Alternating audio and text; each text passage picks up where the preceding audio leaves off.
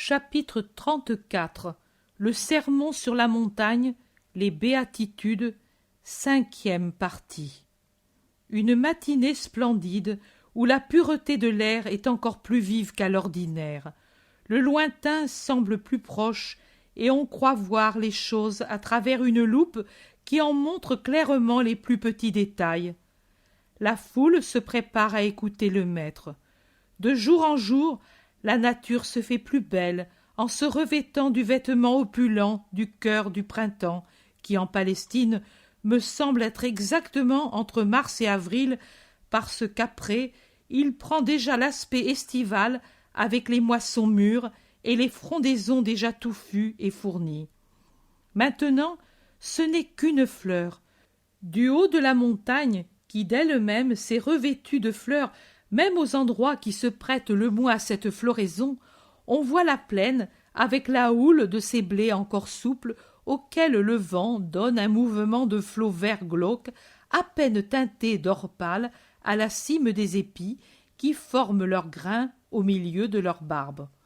Au-dessus des moissons que fait onduler un vent léger, les arbres à fruits se dressent tout habillés de pétales.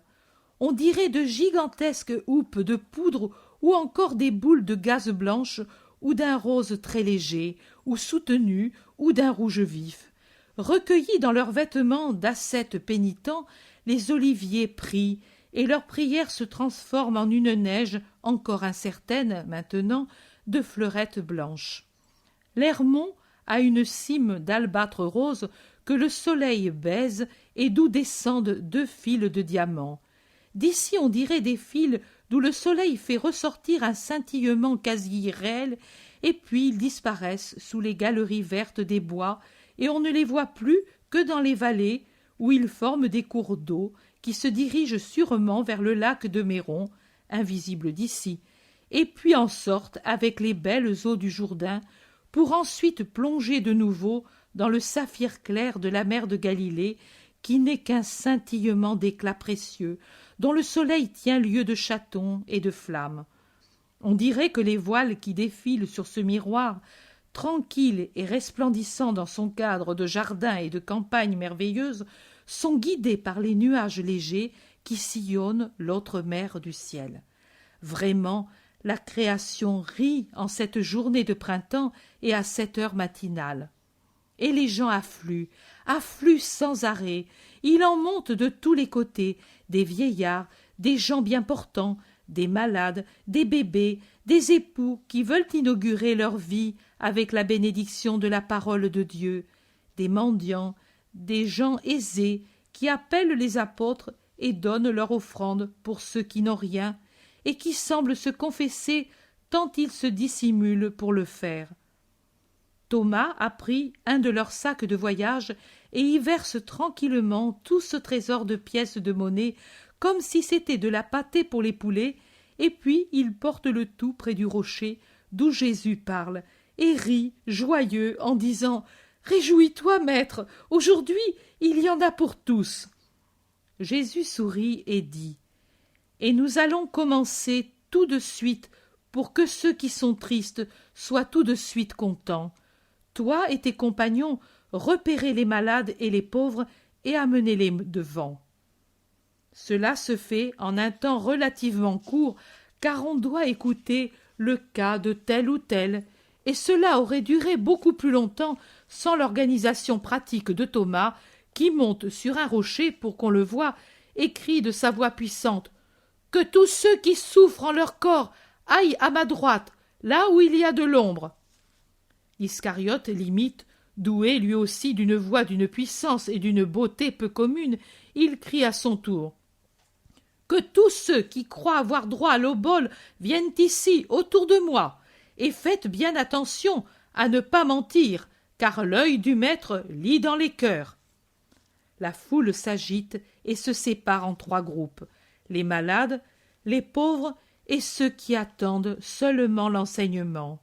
Mais parmi ces derniers, 2 puis 3 semblent avoir besoin de quelque chose qui n'est ni la santé, ni l'argent, mais qui est plus nécessaire que ces choses. Une femme et 2 hommes. Ils regardent, Il regarde les apôtres et n'ose pas parler. Simon le Zélote passe, l'air sévère. Puis c'est Pierre, affairé, qui harangue une dizaine de diablotins auxquels il promet des olives s'ils restent tranquilles jusqu'à la fin et des claques s'ils font du tapage pendant que le maître parle. Barthélemy passe, âgé et sérieux.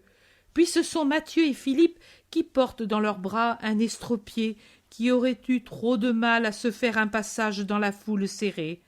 Puis les cousins du Seigneur qui donnent le bras à un mendiant presque aveugle et à une pauvre femme de je ne sais combien d'années qui pleure en racontant à Jacques tous ses malheurs. Puis c'est Jacques de Zébédée avec au bras une pauvre fillette certainement malade qu'il a prise à sa mère, qui le suit toute préoccupée pour empêcher que la foule lui fasse du mal. Pour finir, viennent à passer, je pourrais dire, les deux inséparables, André et Jean, car si Jean, avec sa tranquille nature de saint enfant, va également avec tous ses compagnons, André, à cause de sa grande timidité, préfère aller avec son ancien compagnon de pêche et de foi en Baptiste. Eux étaient restés au croisement des deux sentiers principaux pour diriger encore la foule vers leur place, mais maintenant la montagne ne présente plus d'autres pèlerins sur ses voies pierreuses et les deux se réunissent pour aller vers le Maître avec les offrandes qu'ils ont reçues. Jésus est déjà penché sur les malades et l'hosanna de la foule ponctue chaque miracle. La femme qui paraît tout en peine ose tirer le vêtement de Jean qui parle avec André et sourit. Il se penche et lui demande « Que veux-tu, femme ?»« Je voudrais parler au maître. »« Es-tu malade ? Tu n'es pas pauvre. »« Je ne suis pas malade et je ne suis pas pauvre, mais j'ai besoin de lui, car il y a des maux sans fièvre et des misères sans pauvreté, et la mienne, et la mienne. » Et elle pleure.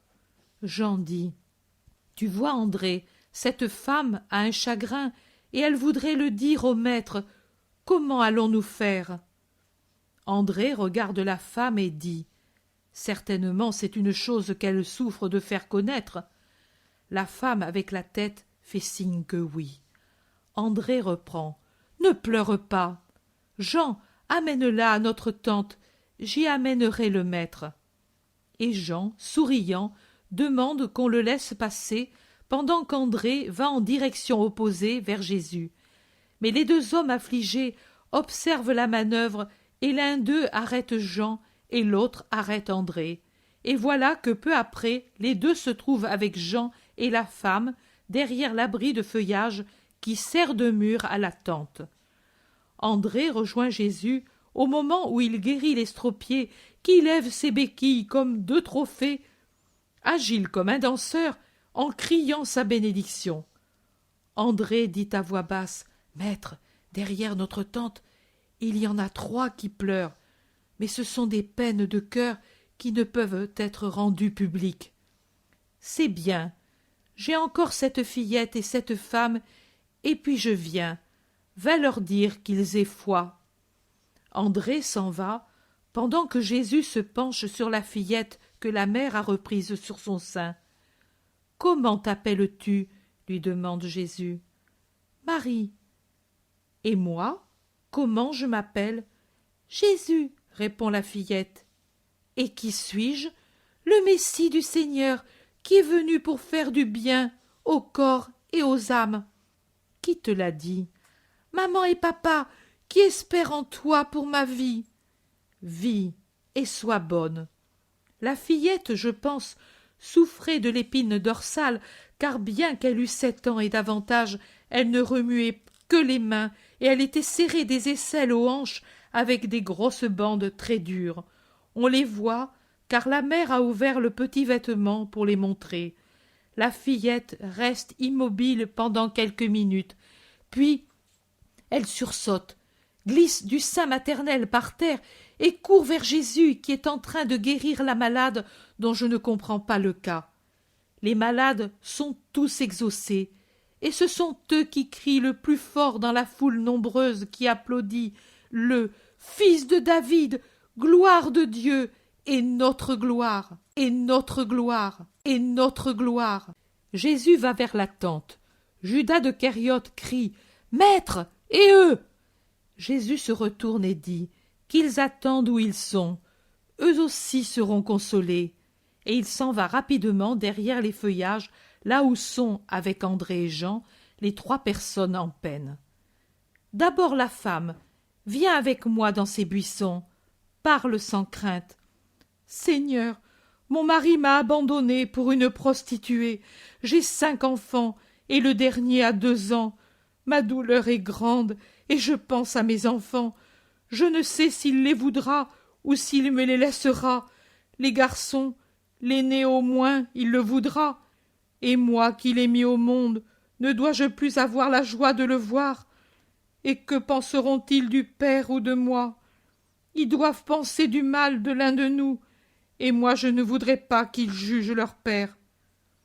Ne pleure pas, je suis le maître de la vie et de la mort. Ton mari n'épousera pas cette femme. Va en paix et sois toujours bonne. Mais tu ne le tueras pas. Ô Seigneur, je l'aime. Jésus sourit. Je ne tuerai personne, mais il y aura quelqu'un qui fera son métier. Sache que le démon n'est pas au-dessus de Dieu. En retournant dans ta ville, tu sauras que la créature malfaisante a été tuée, et de telle façon que ton mari comprendra ce qu'il allait faire, et il t'aimera d'un amour renouvelé. La femme baise la main que Jésus lui avait mise sur la tête et s'en va. Un des 2 hommes vient. « J'ai une fille, Seigneur. Malheureusement, elle est allée à Tibériade avec des amis, et c'est comme si elle avait absorbé du poison. Elle m'est revenue comme ivre. Elle voulait s'en aller avec un Grec. Et puis, mais pourquoi m'est-elle née? Sa mère est malade de chagrin, et peut-être elle en mourra. Moi, il n'y a que tes paroles que j'ai entendues l'hiver dernier qui me retiennent de la tuer. Mais, je te l'avoue, mon cœur l'a déjà maudite. » Non, Dieu qui est Père ne maudit que pour le péché accompli et obstiné. Que veux-tu de moi? Que tu la ramènes au repentir. Je ne la connais pas, et elle certainement ne vient pas vers moi. Mais toi, tu peux même de loin changer le cœur. Sais-tu qui m'envoie vers toi? Jeanne de Chouza. Elle allait partir pour Jérusalem quand je suis allé à son palais lui demander si elle connaissait ce Grec infâme. Je pensais qu'elle ne le connaissait pas parce qu'elle est bonne tout en vivant à Tibériade. Mais puisque Chouza fréquente les gentils, elle ne le connaît pas, mais elle m'a dit « Va trouver Jésus. Lui a rappelé mon esprit de si loin et il m'a guéri de ma phtisie par ce rappel. Il guérira aussi le cœur de ta fille. Je vais prier, et toi, et foi. » J'ai foi, tu le vois, et pitié, maître. Ta fille, d'ici ce soir, pleurera sur les genoux de sa mère en lui demandant pardon. Toi aussi, sois bon comme sa mère. Pardonne. Le passé est mort. Oui, maître, comme tu veux, et que tu sois béni. Il se retourne pour s'en aller, puis revient sur ses pas. Pardon, maître, mais j'ai si peur. La luxure, c'est un tel démon.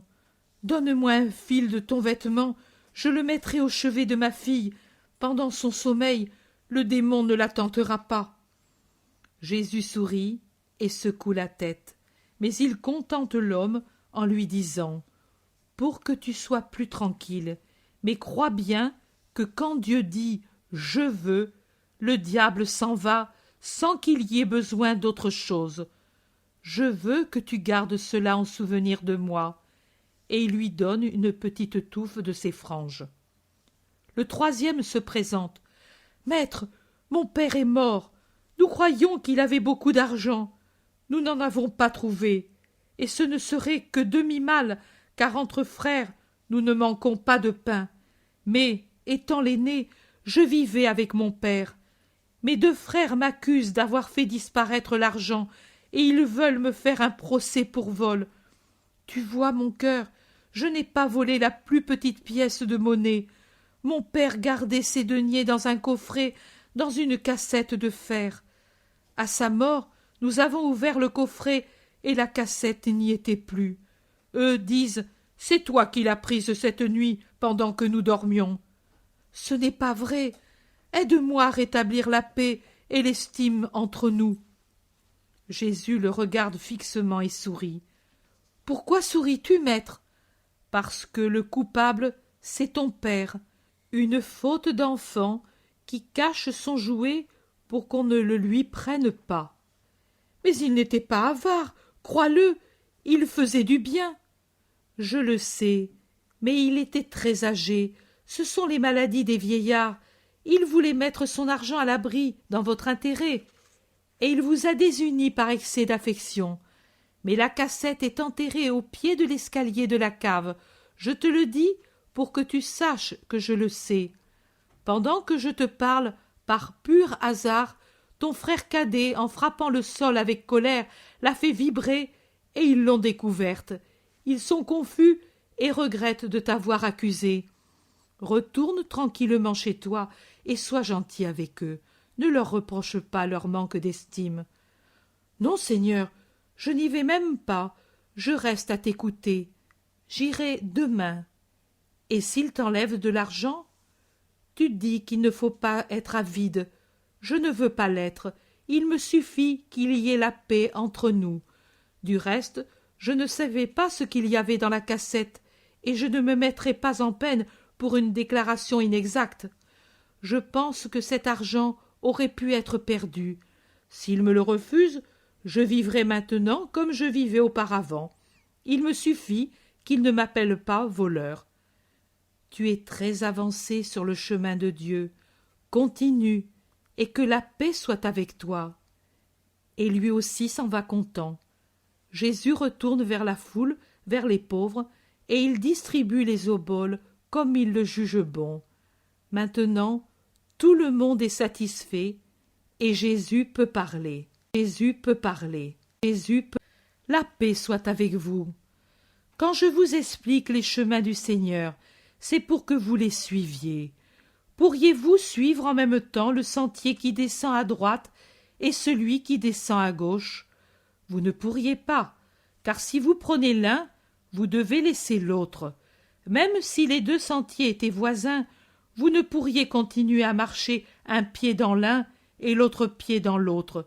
Vous finiriez par vous fatiguer et par vous tromper, même si vous aviez engagé un pari. Mais entre le sentier de Dieu et celui de Satan, il y a une grande distance et qui ne cesse d'augmenter, exactement comme ces deux sentiers qui se rejoignent ici, mais qui, à mesure qu'ils descendent dans la vallée, s'écartent toujours plus l'un de l'autre, l'un allant vers Capharnaüm, l'autre vers Ptolémaïs. La vie est ainsi. Elle s'écoule entre le passé et l'avenir, entre le mal et le bien. Au milieu se trouve l'homme avec sa volonté et son libre arbitre. Aux extrémités, d'une part Dieu et son ciel, d'autre part Satan et son enfer. L'homme peut choisir. Personne ne le force. Qu'on ne me dise pas « Mais Satan nous tente » pour s'excuser de descendre par le sentier du bas. Dieu aussi nous tente par son amour, et cette tentation est bien forte, par ses paroles, et elles sont bien saintes, par ses promesses, et elles sont bien séduisantes. Pourquoi alors se laisser tenter par un seul des deux et par celui qui mérite le moins qu'on l'écoute? Les paroles, les promesses, l'amour de Dieu ne suffisent-ils pas à neutraliser le poison de Satan? Attention, que cela ne tourne pas mal pour vous. Quand quelqu'un est physiquement très sain, il n'est pas à l'abri des contagions, mais il les surmonte facilement. Si au contraire il est déjà malade et par conséquent affaibli, il périt presque certainement avec une nouvelle infection. Et s'il survit, il est plus malade que la première fois, car il n'a pas dans le sang la force de détruire complètement les germes infectieux. C'est la même chose pour la partie supérieure. Si quelqu'un est moralement et spirituellement sain et fort, croyez bien qu'il n'est pas exempt de la tentation, mais le mal ne s'enracine pas en lui. Quand j'entends quelqu'un me dire « J'ai fréquenté celui-ci et celui-là, j'ai lu ceci et cela, j'ai essayé d'amener au bien celui-ci et celui-là », mais en réalité, le mal qui était dans leur esprit et dans leur cœur, le mal qui était dans le livre est entré en moi, je conclus. Cela prouve que tu avais déjà créé le terrain favorable à la pénétration. Cela prouve que tu es un faible qui manque de nerfs moral et spirituel, car même de nos ennemis, nous devons faire sortir du bien. En observant leurs erreurs, nous devons apprendre à n'y pas tomber. L'homme intelligent ne se laisse pas séduire par la première doctrine qu'il écoute. L'homme qui est tout imprégné d'une doctrine ne peut faire en lui une place pour les autres. Cela explique les difficultés que l'on rencontre pour essayer de persuader ceux qui sont convaincus par d'autres enseignements de suivre la vraie doctrine. Mais si tu m'avoues que tu changes de pensée au moindre souffle de vent, je vois que tu es plein de vide, ta force spirituelle est fissurée de partout, les digues qui retiennent ta pensée sont défoncées en 1000 endroits, par où fuient les eaux saines et entrent les eaux corrompues. Et tu es tellement sot et apathique que tu ne t'en aperçois même pas, et n'y portes aucun remède.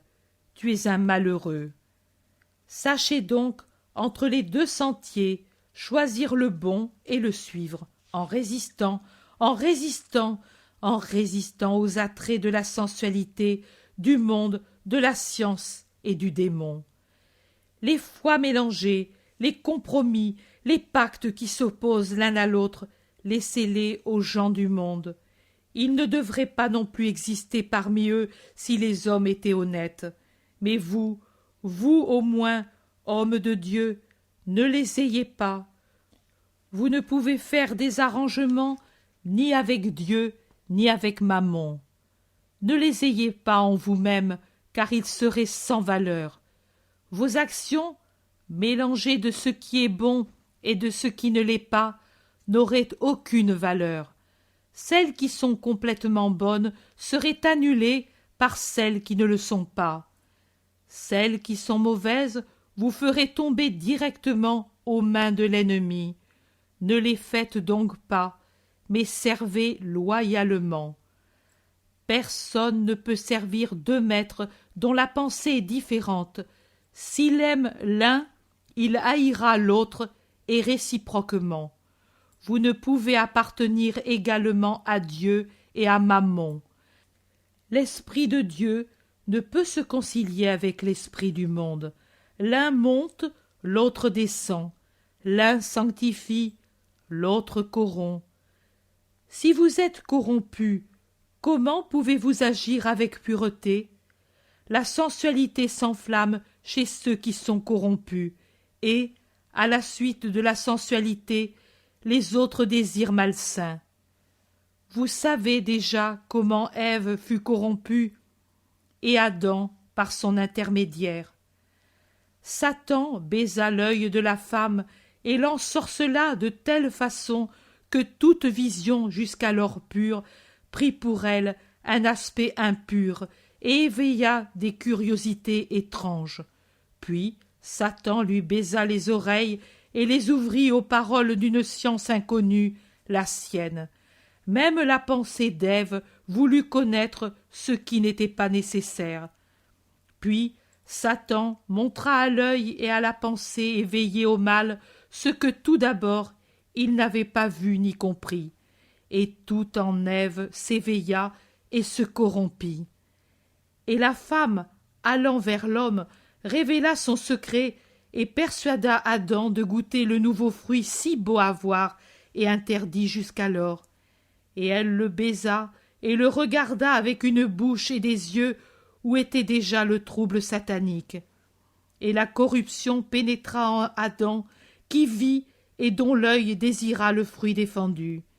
Il y mordit avec sa compagne, tombant d'une telle hauteur dans la boue. Quand quelqu'un est corrompu, il entraîne l'autre dans la corruption, à moins que ce ne soit un saint au vrai sens du mot. Attention à votre regard, homme, au regard de l'œil et à celui de l'esprit. S'ils sont corrompus, ils ne peuvent que corrompre le reste. L'œil est la lumière du corps, ta pensée est la lumière du cœur. Mais si ton œil n'est pas pur, tout en toi deviendra trouble, et les nuées de la séduction créeront en toi des imaginations impures. Car, par suite de la soumission des organes à la pensée, une pensée corrompue corrompt les sens. Tout est pur en celui qui a une pensée pure, qui lui donne un regard pur, et la lumière de Dieu descend maîtresse là où les sens ne font pas obstacle. Mais si par une mauvaise volonté tu as habitué l'œil à des visions troubles, tout en toi deviendra ténèbres. Inutilement tu regarderas même les choses les plus saintes. Dans la nuit, il n'y aura que ténèbres, et tu feras des œuvres de ténèbres.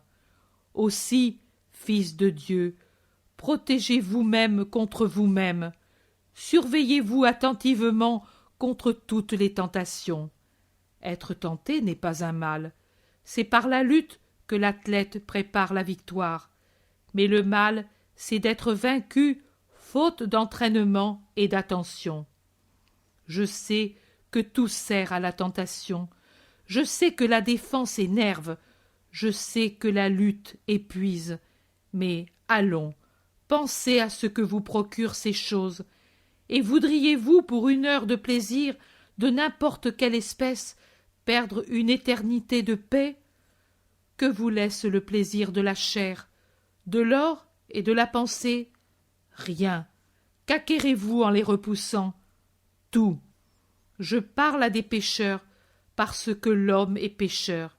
Eh bien, dites-moi en vérité, après avoir satisfait les sens, ou l'orgueil, ou la cupidité, vous êtes-vous senti plus frais, plus content, plus tranquille?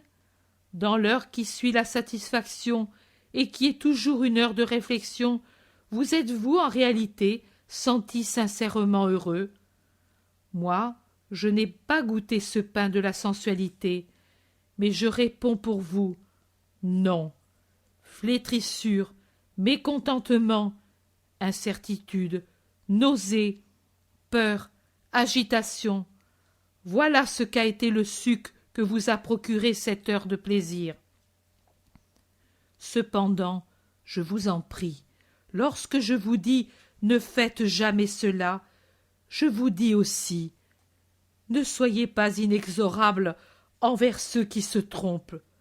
Rappelez-vous que vous êtes tous frères, faits d'une même chair et ayant une même âme. Pensez que nombreuses sont les causes qui amènent quelqu'un à pécher. Soyez miséricordieux envers les pécheurs, relevez-les avec bonté et amenez-les à Dieu en leur montrant que le sentier qu'ils ont suivi est hérissé de dangers pour la chair, pour la pensée et l'esprit. Faites cela, et vous en serez grandement récompensés, parce que le Père qui est aux cieux est miséricordieux avec les bons, et sait rendre au centuple, au centuple, au centuple. Jésus me dit, regarde et écris.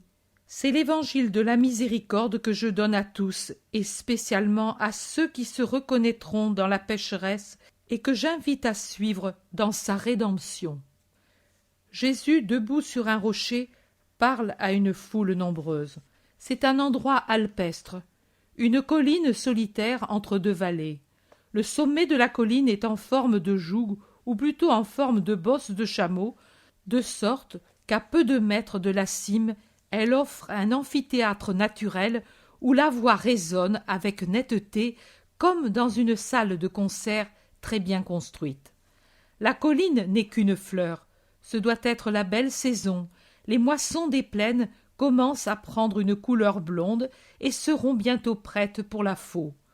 Au nord, une montagne élevée resplendit avec son évé au soleil. Immédiatement au-dessous, à l'Orient, la mer de Galilée paraît un miroir brisé dont les innombrables éclats semblent des saphirs embrasés par le soleil. Elle éblouit avec son scintillement azur et or sur lequel ne se reflètent que quelques nuages floconneux qui traversent un ciel très pur et les ombres mobiles de quelques voiles. Ce doit être encore les premières heures de la matinée, car l'herbe de la montagne a encore quelques diamants de rosée disséminés parmi les tiges. Au-delà du lac de Génézareth, il y a des plaines éloignées qui, par l'effet d'un léger brouillard, peut-être la rosée qui s'évapore, semblent prolonger le lac, mais avec des teintes d'opale veinées de vert, et plus loin encore, une chaîne de montagnes dont la côte très capricieuse fait penser à un dessin de nuages sur un ciel serein. Certains sont assis sur l'herbe ou sur des pierres, d'autres sont debout. Le collège apostolique n'est pas au complet. Je vois Pierre et André, Jean et Jacques, et j'entends qu'on appelle les deux autres Nathanaël et Philippe. Puis, il y en a un autre qui est ou qui n'est pas dans le groupe. C'est peut-être le dernier arrivé. Il l'appelle Simon. Les autres ne sont pas là, à moins que je ne les distingue pas au milieu de la foule nombreuse. Le discours est déjà commencé depuis un moment. Je comprends qu'il s'agit du sermon sur la montagne, mais les béatitudes sont déjà énoncées. Je dirais même que le discours approche de sa fin, car Jésus dit « Faites ceci, et vous en serez grandement récompensés, car le Père qui est aux cieux est miséricordieux avec les bons, et sait rendre au centuple. Je vous dis donc, un grand mouvement se produit dans la foule qui se trouve vers le sentier conduisant au plateau. Les gens les plus proches de Jésus se retournent, l'attention se détourne. Jésus cesse de parler et tourne son regard dans la même direction que les autres. Il est sérieux et beau, dans son habit bleu foncé, avec les bras croisés sur la poitrine et le soleil qui effleure son visage avec le premier rayon qui passe au-dessus du pic oriental de la colline. « Faites place, plébéiens !» crie une coléreuse voix d'homme. « Faites place à la beauté qui passe !» 4 jolis cœurs, tout pomponnés, s'avancent, et l'un est certainement un Romain, car il porte la toge. Ils portent en triomphe, sur leurs mains croisées pour faire un siège, Marie de Magdala, encore grande pécheresse. Elle rit de sa bouche très belle, elle rejette en arrière sa tête, à la chevelure d'or, tout en tresses et boucles, retenue par des épingles précieuses et par une lame d'or parsemée de perles qui enserre le sommet du front comme un diadème, et d'où descendent de légères boucles pour voiler ses yeux splendides, rendus encore plus grands et plus séduisants par un savant artifice. Le diadème, ensuite, disparaît derrière les oreilles sous la masse des tresses qui retombent sur le cou très blanc et découvert. Et même, le découvert va bien au-delà du cou. Les épaules sont découvertes jusqu'aux omoplates et la poitrine beaucoup plus encore. Son vêtement est retenu aux épaules par 2 chaînettes d'or. Les manches sont inexistantes. Le tout est recouvert, si l'on peut dire, par un voile qui sert uniquement à mettre la peau à l'abri du bronzage. Le vêtement est très léger, et la femme, se jetant comme elle fait par cajolerie sur l'un ou l'autre de ses adorateurs, semble se jeter nue sur eux. J'ai l'impression que le Romain est le préféré, car c'est à lui que s'adressent de préférence les sourires et les coups d'œil, et il reçoit plus souvent la tête sur son épaule. « Voilà la déesse, est satisfaite, » dit le Romain. « Rome a donné une monture à la nouvelle Vénus, et là se trouve l'Apollon que tu as voulu voir. Charme-le donc, mais laisse-nous aussi quelques bribes de tes charmes. » Marie rit, et d'un mouvement agile et provoquant, se jette à terre, découvrant ses pieds chaussés de sandales blanches avec des boucles d'or et une partie de la jambe. Puis, couvrant le tout, le vêtement très ample, de laine fine comme le voile est très blanc, retenu à la taille, mais très bas à la hauteur des hanches, par une ceinture à boucles d'or dénouée. Et la femme se dresse comme une fleur de chair, une fleur impure, éclose par un sortilège sur le plateau vert où se trouve quantité de muguets et de narcisses sauvages. Elle est belle plus que jamais. La bouche petite et pourpre semble un œillet qui se détache sur la blancheur d'une dentition parfaite. Le visage et le corps pourraient satisfaire le peintre ou le sculpteur le plus difficile, tant pour les teintes que pour les formes. Large de poitrine, avec des hanches bien proportionnées, avec une taille naturellement souple et fine en comparaison de la poitrine et des hanches, elle semble une déesse, comme l'a dit le Romain, une déesse sculptée dans un marbre légèrement rosé, sur lequel l'étoffe légère se tend sur les côtés pour retomber ensuite en plis nombreux sur le devant. Tout est étudié pour plaire. Jésus la regarde fixement, et elle soutient effrontément son regard en riant et en se tournant légèrement à cause des chatouilles que le Romain lui fait en passant sur ses épaules et sur son sein découvert un brin de muguet cueilli dans l'herbe. Marie, avec un courroux étudié et faux, relève son voile en disant « Respecte ma candeur », ce qui fait éclater les quatre en un bruyant éclat de rire. Jésus continue de la fixer. Quand le bruit des éclats de rire s'atténue, comme si l'apparition de la femme avait rallumé la flamme du discours qui tombait, Jésus reprend la parole et ne la regarde plus. Mais il regarde ses auditeurs qui paraissent agités et scandalisés par cette aventure.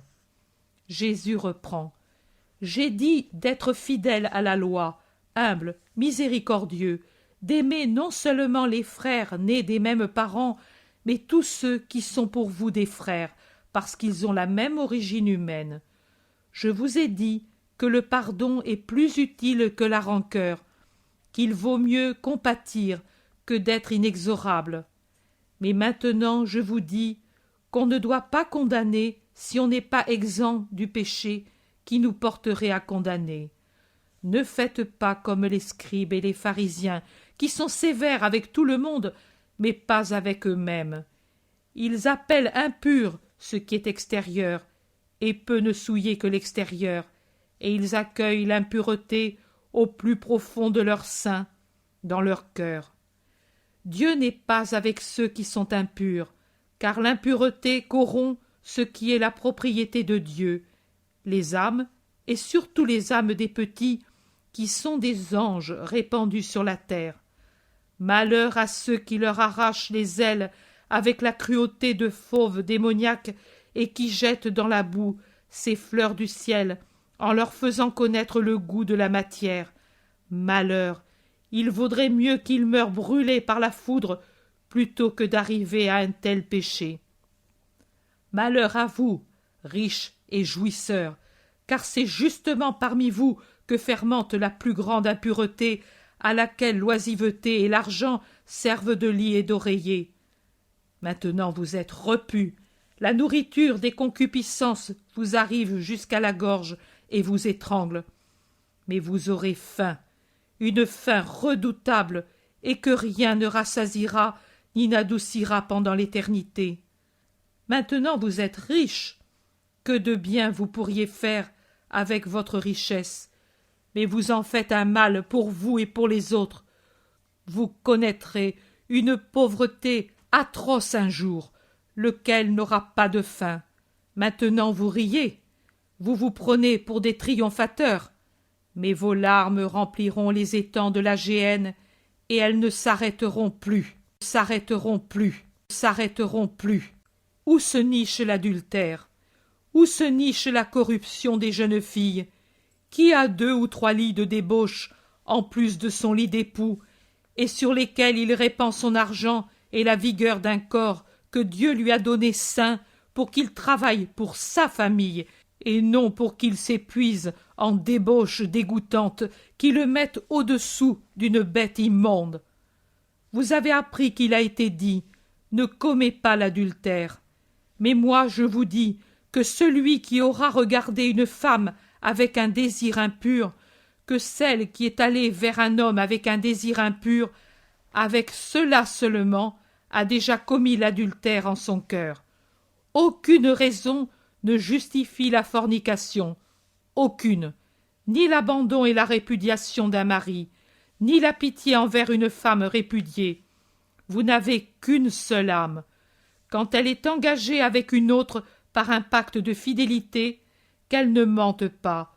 Autrement, ce beau corps avec lequel vous péchez ira avec vous, âmes impures, dans des flammes qui ne s'éteindront pas. Mutilez-le plutôt, mais ne le tuez pas pour toujours par la damnation. Redevenez hommes, vous les riches, sentines vermineuses du vice, redevenez hommes pour ne pas inspirer le dégoût au ciel. Marie, au commencement, a écouté avec un visage qui était un poème de séduction et d'ironie, éclatant de temps à autre en rires méprisants. Sur la fin du discours, elle devient rouge de colère. Elle comprend que, sans la regarder, c'est à elle que Jésus parle. Sa colère s'enflamme toujours plus. Elle se révolte et à la fin, elle n'y résiste plus. Elle s'enveloppe méprisante dans son voile et, suivie par les regards de la foule qui la méprise et par la voix de Jésus qui la poursuit, elle se sauve à toutes jambes sur la pente en laissant des morceaux de vêtements aux chardons et aux églantiers qui sont au bord du sentier. Elle rit de rage et de mépris. Je ne vois rien d'autre, mais Jésus me dit « Tu vas encore voir ». Jésus reprend « Vous êtes indignés de cet événement. Cela fait 2 jours que notre refuge bien au-dessus de la boue est troublé par le sifflement de Satan. Ce n'est donc plus un refuge, et nous allons le quitter. Mais je veux terminer pour vous ce code du plus parfait dans cette ampleur de lumière et d'horizon. Ici, réellement, Dieu apparaît dans sa majesté de Créateur, et en voyant ces merveilles, nous pouvons croire fermement que le Maître, c'est lui, et non pas Satan. Le malin ne pourrait même pas créer un brin d'herbe, mais Dieu peut tout. Que cela nous réconforte. Mais vous êtes maintenant tous au soleil, et cela vous gêne. Dispersez-vous alors sur les pentes. Il y a de l'ombre et de la fraîcheur. Prenez votre repas si vous voulez. Je vous parlerai du même sujet. Plusieurs raisons nous ont retardés. Mais ne le regrettez pas. Ici, vous êtes avec Dieu. La foule crie « Oui, oui, avec toi !» et les gens s'en vont sous les bosquets et partent du côté de l'Orient, de façon que le versant de la colline et les branches les abritent du soleil déjà trop chaud. Entre-temps, Jésus dit à Pierre de démonter la tente. « Mais nous partons réellement ?»« Oui. »« Parce qu'elle est venue, elle ?»« Oui, mais ne le dis à personne, et surtout pas aux zélotes. Il en resterait affligé à cause de Lazare. Je ne puis permettre que la parole de Dieu soit exposée au mépris des païens. » « Je comprends, je comprends. » « Alors, comprends aussi une autre chose. »« Laquelle, maître ?»« La nécessité de se taire en certains cas. Je me fie à toi. Tu m'es si cher, mais tu es aussi d'une impulsivité qui te fait faire des observations blessantes. Je comprends, tu ne veux pas à cause de Lazare et de Simon, et pour d'autres encore. Tu penses qu'il y en aura aujourd'hui ? Aujourd'hui, demain et après-demain et toujours, et il sera toujours nécessaire de surveiller l'impulsivité de mon Simon de Jonas. Va faire ce que je t'ai dit. Pierre s'en va en appelant à son aide ses compagnons. L'Iscariote est resté pensif dans un coin. Jésus l'appelle par 3 fois parce qu'il n'entend pas. À la fin, il se retourne. « Tu me veux, maître ?» demande-t-il. « Oui, va toi aussi prendre ta nourriture et aider tes compagnons. Je n'ai pas faim, ni toi non plus. »« Moi non plus, mais pour des motifs opposés. Tu es troublé, Judas ? » ?»« Non, maître, fatigué. »« Maintenant nous allons sur le lac et puis en Judée, Judas, et chez ta mère, je te l'ai promis. » Judas se sent mieux. « Tu viens bien avec moi seul ? » ?»« Mais certainement. Aime-moi bien, Judas. Je voudrais que mon amour fût en toi au point de te préserver de tout mal. »« Maître, je suis un homme, je ne suis pas un ange, J'ai des moments de fatigue. Est-ce un péché d'avoir besoin de dormir? Non, si tu dors sur ma poitrine. Regarde là les gens, comme ils sont heureux, et comme il est gai d'ici, le paysage. Cependant, la Judée aussi doit être très belle au printemps. Très belle, maître. Seulement, là-bas, sur les montagnes qui sont plus élevées qu'ici, le printemps est plus tardif, mais les fleurs sont très belles. Les pommerées sont une splendeur. La mienne, grâce aux soins de maman, est une des plus belles. Et quand elle s'y promène avec des colombes qui lui courent après pour avoir du grain, crois bien que c'est une vue apaisante pour le cœur. Je le crois. Si ma mère n'est pas trop fatiguée, j'aurai plaisir à la mener chez la tienne. Elles s'aimeraient, car elles sont bonnes toutes les deux. Judas, séduit par cette idée, redevient tranquille. Il oublie son manque d'appétit et sa fatigue, et court vers ses compagnons en riant joyeusement. Grand comme il défait sans fatigue les nœuds les plus élevés, et il mange son pain et ses olives, joyeux comme un enfant. Jésus le regarde avec compassion, et puis se dirige vers ses apôtres. « Voici du pain, maître, et un œuf. Je me lui suis fait donner parce que riche, habillé de rouge. Je lui ai dit « Tu es heureux d'écouter ». Lui parle, et il est épuisé. Donne-moi un de tes œufs. Cela fera plus de bien à lui qu'à toi. Mais Pierre... Non, maître, tu es pâle comme un bébé qui suce un sein épuisé, et tu es en train de devenir maigre comme un poisson après les amours. Laisse-moi faire, je ne veux pas avoir de reproches à me faire. Maintenant, je vais le mettre dans cette cendre chaude. Ce sont les branchages que j'ai brûlés. Tu vas le boire. Je ne sais combien de temps. Il y a combien de jours, des semaines certainement, qu'on ne mange que du pain et des olives et un peu de lait. On dirait qu'on se purge. Et toi tu manges moins que tous, et tu parles pour tous. Voici l'œuf. Bois-le tant qu'il est tiède. Cela te fera du bien.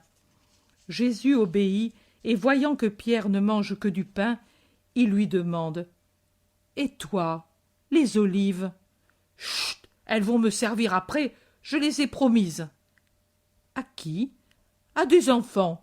Pourtant, s'ils ne se tiennent pas tranquilles jusqu'à la fin, je mange les olives et je leur donne les noyaux, c'est-à-dire des claques. »« Mais très bien.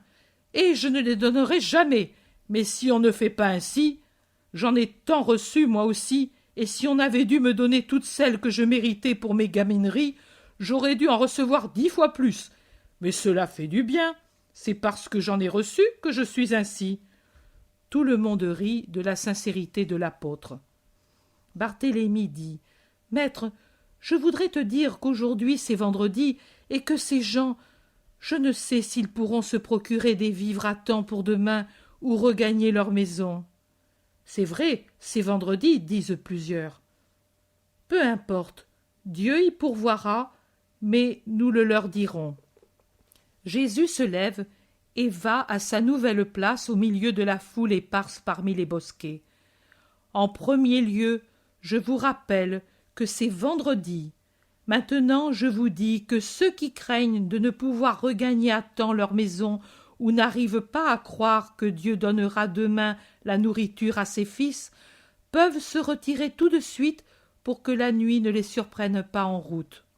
Sur toute la foule, une 50aine de personnes se lèvent. Les autres restent où elles sont. Jésus sourit et commence à parler. Vous avez appris qu'il a été dit autrefois « Ne commets pas l'adultère ». Ceux parmi vous qui m'ont entendu dans d'autres endroits savent que plusieurs fois j'ai parlé de ce péché, parce que, faites bien attention, ce péché n'intéresse pas une seule personne, mais intéresse 2 ou 3 personnes. Et je m'explique. Celui qui commet l'adultère pêche pour lui-même, il pêche pour sa complice, il pêche en portant au péché la femme ou le mari trahi qui peuvent en arriver au désespoir ou à pécher eux-mêmes. Ceci pour le péché consommé. Mais je vous dis en plus, je vous dis, non seulement le péché consommé, mais le désir de le consommer est déjà péché. Qu'est-ce que l'adultère? C'est le désir fiévreux de celui ou de celle qui n'est pas à nous. On commence à pécher par le désir, on continue par la séduction, on complète par la persuasion, l'acte couronne le tout. Comment commence-t-on? Généralement par un regard impur, et cela nous ramène à ce que je disais auparavant. L'œil impur voit ce qui est caché à celui qui est pur, et par l'œil la soif entre dans le gosier, la faim dans le corps, la fièvre dans le sang. Soif, faim, fièvre charnelle, c'est le commencement du délire. Si l'autre, la personne regardée, est honnête, celui qui délire reste seul à se retourner sur des charbons ardents, ou bien il en arrive à calomnier pour se venger. Si elle est malhonnête, elle se fait complice du regard, et alors commence la descente vers le péché. Aussi, je vous dis, celui qui regarde une femme en la désirant a déjà commis l'adultère, car dans sa pensée, il a déjà commis l'acte qu'il désire. Plutôt que cela, si ton œil droit est pour toi occasion du scandale, arrache-le et jette-le loin de toi. Mieux vaut pour toi être borgne que de tomber pour toujours dans les ténèbres infernales. Et si ta main droite a péché, coupe-la et jette-la. Il vaut mieux pour toi avoir un membre de moins plutôt que de tomber tout entier dans l'enfer. Il est vrai qu'il est dit que ceux qui sont difformes ne peuvent servir Dieu dans le temple, mais après la vie, ceux qui sont difformes de naissance, s'ils sont saints, ou ceux qui le sont par vertu, deviendront plus beaux que des anges et serviront Dieu en l'aimant dans la joie du ciel. Il a été dit aussi que celui qui renvoie sa femme lui donne un libellé de divorce. Mais c'est une chose à réprouver. Elle ne vient pas de Dieu. Dieu dit à Adam, « C'est la compagne que j'ai faite pour toi. Croissez et multipliez-vous sur la terre, remplissez-la et soumettez-la à votre pouvoir. » Et Adam, rempli d'une intelligence supérieure, car le péché n'avait pas encore troublé sa raison, sortie parfaite de Dieu, s'écria, « Voilà enfin l'os de mes os et la chair de ma chair. On l'appellera virago, c'est-à-dire un autre moi-même, parce qu'elle est tirée de l'homme. Pour ce motif, l'homme laissera son père et sa mère, et les deux seront une seule chair. Et avec l'éclat d'une splendeur accrue, l'éternelle lumière approuva avec un sourire ce qu'avait dit Adam et qui devint la loi première, irréformable.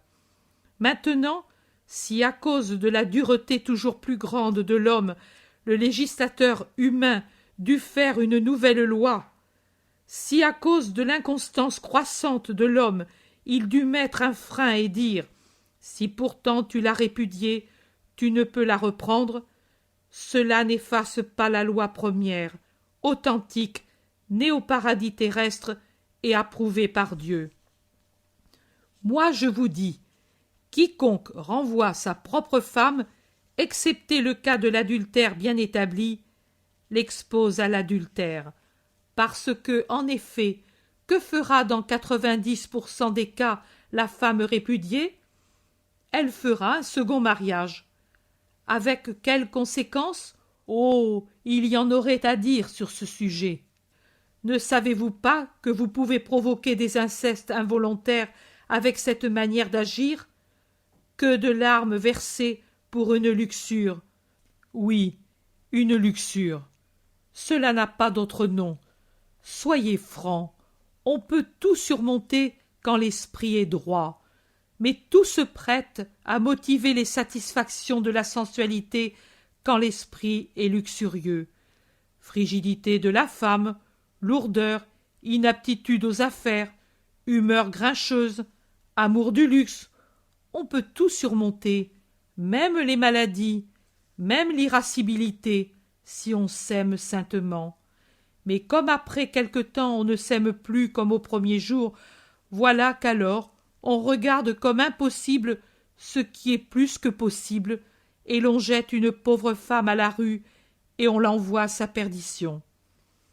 Commet l'adultère celui qui répudie sa femme, et celui qui l'épouse après la répudiation.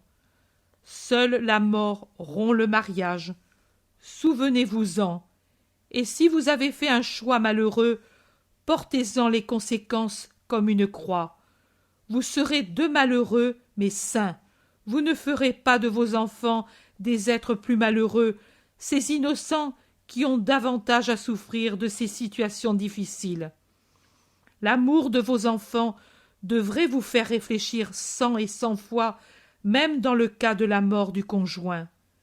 Oh, si vous savez vous contenter de ce que vous avez eu et auquel Dieu a dit « Cela suffit », si vous saviez, vous veufs et vous veuves, voir dans la mort non pas un amoindrissement, mais une élévation à une perfection de procréateur.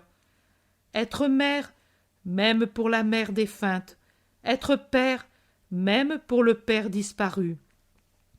Avoir deux âmes en une, recueillir l'amour des enfants sur les lèvres refroidies de la personne qui meurt et dire « Pars en paix, sans crainte pour ceux qui sont venus de toi.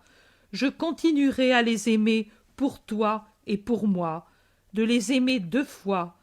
Je serai père et mère, et l'infortune de l'orphelin ne pèsera pas sur eux. Ils ne connaîtront pas la jalousie naturelle de l'enfant du conjoint remarié pour celui ou celle qui prend la place sacrée d'une mère, d'un père appelé par Dieu à une autre demeure. Fils, mon enseignement arrive à sa fin, comme va vers sa fin le jour qui déjà décline, avec le soleil, vers l'Occident. De cette rencontre sur la montagne, je veux que vous vous rappeliez les paroles, gravez-les dans vos cœurs, relisez-les souvent, qu'elles soient pour vous un guide perpétuel. Et par-dessus tout, soyez bons avec ceux qui sont faibles. Ne jugez pas pour n'être pas jugés. Souvenez-vous qu'il pourrait arriver le moment où Dieu vous rappellerait « C'est ainsi que tu as jugé. Tu savais donc que c'était mal. Tu as donc commis le péché en sachant bien ce que tu faisais. Maintenant, subis ta peine. » La charité est déjà une absolution. Ayez la charité en vous, pour tous et à tout propos. Si Dieu vous donne tant de secours pour vous garder droit, ne vous enorgueillissez pas, mais cherchez à monter, si longue que soit l'échelle de la perfection, et tendez la main à ceux qui sont fatigués, ignorants, à ceux qui sont victimes de subites déceptions. Pourquoi regarder avec tant d'attention le fétu dans l'œil de ton frère, si tu ne te soucies pas d'abord d'enlever la poutre qui est dans le tien? Comment peux-tu dire à ton prochain « Laisse-moi enlever ce fétu de ton œil » alors que t'aveugle la poutre qui est dans le tien? Ne sois pas hypocrite, fils. Enlève d'abord la poutre que tu as dans le tien, et alors tu pourras enlever le fétu à ton frère sans l'abîmer complètement. Évitez aussi l'imprudence comme le manque de charité. Je vous ai dit, tendez la main à ceux qui sont fatigués, ignorants, victimes de déceptions imprévues. Mais si c'est charité d'instruire les ignorants, d'encourager ceux qui n'en peuvent plus, de donner de nouvelles ailes à ceux qui, pour de multiples raisons, ont brisé les leurs, c'est une imprudence de dévoiler les vérités éternelles à ceux qui sont infectés par le satanisme. Ils s'en empareront pour jouer aux prophètes, pour se glisser parmi les simples, pour corrompre, détourner, souiller de manière sacrilège les choses de Dieu. Respect absolu, savoir parler et savoir se taire, savoir réfléchir et savoir agir. Voilà les vertus du vrai disciple pour faire des prosélytes et servir Dieu. Vous avez une raison, et si vous êtes juste, Dieu vous donnera toutes ces lumières pour guider encore mieux votre raison. Pensez que les vérités éternelles ressemblent à des perles. On n'a jamais vu jeter des perles au pourceau qui préfèrent des glands et de puantes eaux de vaisselle aux perles précieuses. Il les piétinerait sans pitié, et après, furieux d'avoir été trompé, il se retournerait contre vous pour vous mettre en pièces. Ne donnez pas les choses saintes aux chiens. Ceci pour maintenant et pour plus tard. Je vous ai parlé longuement, mes fils. Écoutez mes paroles. Celui qui les écoute et les met en pratique est comparable à un homme réfléchi qui, voulant construire une maison, choisit un terrain rocheux. Certes, il peinera pour faire les fondations. Il lui faudra travailler avec le pic et le ciseau, se durcir les mains et se fatiguer les reins. Mais ensuite, il pourra couler la chaux dans les fentes de la roche et y poser les briques serrées comme dans une muraille de forteresse, et la maison s'élèvera solide comme une montagne. Que viennent les intempéries, les ouragans, que les pluies fassent déborder les fleuves, que les vents soufflent, que les flots la frappent, la maison résistera à tout. Ainsi en est-il de celui dont la foi a de solides fondations. Au contraire, celui qui écoute sans se laisser pénétrer et ne s'efforce pas de graver mes paroles dans son cœur parce qu'il sait que pour cela il devrait se donner de la peine, éprouver de la souffrance, extirper trop de choses, celui-là est semblable à celui qui, par paresse et sottise, construit sa maison sur le sable. Sitôt que viennent les intempéries, la maison vite construite aussi vite s'écroule, et l'imbécile regarde désolé les décombres et l'anéantissement de son capital. Et ici, il ne reste qu'une ruine qu'on peut réparer en faisant des frais et en se donnant du mal. Mais pour l'édifice d'un esprit qui s'est écroulé parce qu'il était mal bâti, il ne reste plus rien pour la reconstruction. Dans l'autre vie, pas de construction. Malheur à celui qui n'a que des décombres à présenter. J'ai fini. Maintenant je descends vers le lac et je vous bénis, au nom du Dieu un et trin. Que ma paix soit avec vous. Mais la foule crie « Nous venons avec toi, laisse-nous venir. Personne n'a des paroles comme les tiennes. » Et ils se mettent à suivre Jésus qui descend non pas du côté par où il est monté, mais par le côté opposé, et s'en va directement vers Capharnaüm. La descente est plus abrupte, mais beaucoup plus rapide, et ils ont vite fait d'arriver au pied de la montagne qui débouche dans une plaine verte et fleurie. Jésus dit « Cela suffit pour aujourd'hui. Demain,